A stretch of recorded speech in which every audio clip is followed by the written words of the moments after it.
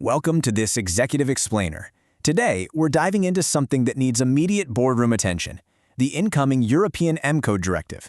We're going to unpack exactly what this means and, more importantly, reveal the strategic blueprint you need to protect your brand.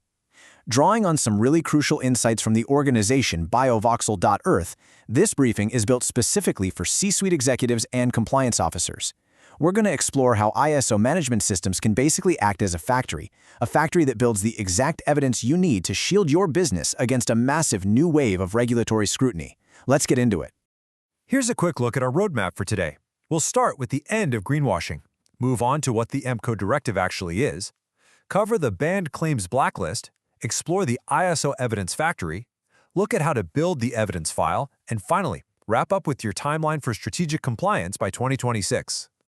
All right, kicking things off with Section 1, the end of greenwashing. Let's look at the brutal reality of the new regulatory landscape.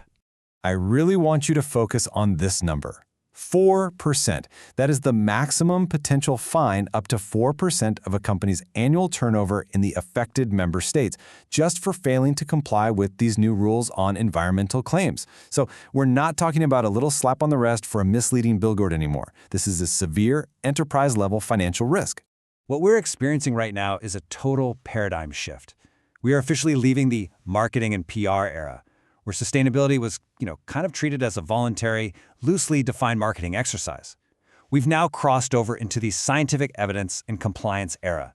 From here on out, environmental claims demand strict, legally binding scientific proof and absolute data traceability. Moving right along to Section 2, the M-Code Directive explained. So, what exactly is EMSCO? Well, the crucial thing to understand here is that EMSCO isn't just some isolated, standalone environmental rule. It literally surgically modifies the existing Unfair Commercial Practices Directive and the Consumer Rights Directive. By doing that, it turns environmental and social sustainability claims into essential, binding product characteristics under the strictest legal scrutiny. Basically, this directive systematically dismantles every single loophole that has historically been used for structural greenwashing in consumer advertising. For instance, you can no longer make forward-looking promises, like saying you'll be net zero by 2040, without a fully audited, publicly available implementation plan to back it up. It heavily regulates sustainability labels, mandates strict transparency on product durability, and completely outlaws vague eco-terminology. So what's actually illegal now? Let's take a look in Section 3, the banned claims blacklist. This table is basically your new reality check. It's the blacklist of practices added directly to Annex I. This means these are prohibited under all circumstances across the entire EU internal market. And get this, authorities don't even need to prove that a consumer was actively misled to penalize you. Just making the claim is the infraction. Pay special attention to scope faking. You can't just wrap a standard product in recycled cardboard and market the whole thing as green. You have to strictly delimit exactly what physical component your claim is referring to. Now this is a big one. It's arguably the most aggressive intervention in the entire directive. An absolute ban on claiming a product is carbon neutral or climate positive if that claim relies on buying carbon offset credits outside your own value chain. Actually, to be clear, you can absolutely still fund global climate projects at a corporate level, but you simply cannot use those credits to financially erase the physical carbon footprint of a specific product right there on its packaging. That is strictly prohibited. Okay, so faced with all of this, how do corporations actually survive? That brings us to Section 4, the ISO evidence factory. You absolutely have to understand the dividing line here. Historically, brands would go out, get an ISO 14001 environmental management certification, and then proudly slap a green leaf logo on all their products. Under EMCO, doing that is illegal. An ISO 17021 management system certificate does not legally validate a product claim. If you want to make a claim about a product, you need an ISO 17065 product level verification. Confusing the two, that is a direct path to a massive penalty. This quote from biovoxel.earth really hits the nail on the head, and it highlights a fascinating paradigm shift. Your ISO 14001 certificate is not the finish line for your marketing department anymore. Rather, think of it as the factory floor, where you actually build the required proof.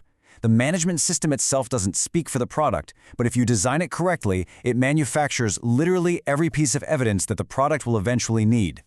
Think of it like a production line. Step 1, you implement the management system. Step 2, you generate strict primary environmental data. Step 3, you conduct life cycle assessments. And finally, Step 4, you extract specific product-level evidence.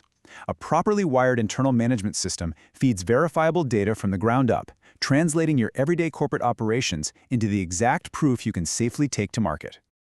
Let's put this into practice and see what it looks like tangibly in Section 5, Building the Evidence File.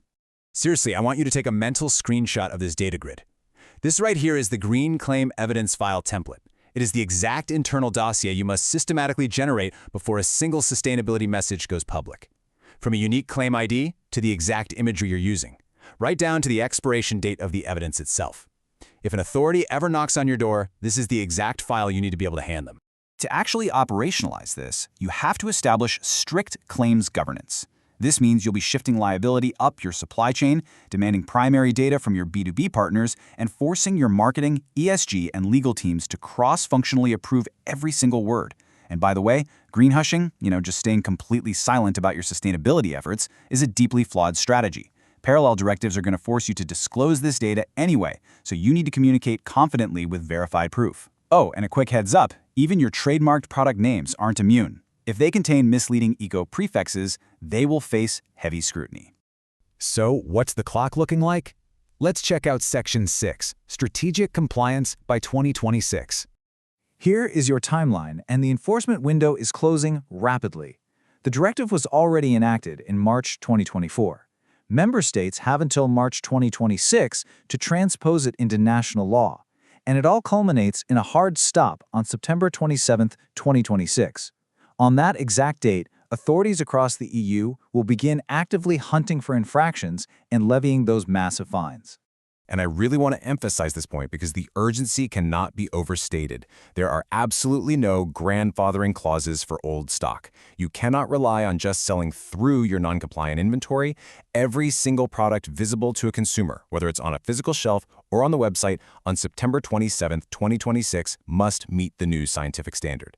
That means you literally need to start auditing your packaging and marketing pipelines today. As we wrap up this explainer, I want to leave you with one absolutely critical question, something you should be asking your executive teams the moment you leave this briefing. Are you still guessing and relying on the PR tactics of the past? Or have you built the ISO factory to definitively prove your claims for the future? Honestly, the survival of your brand in the European market depends entirely on your answer to that question. Thank you for joining me.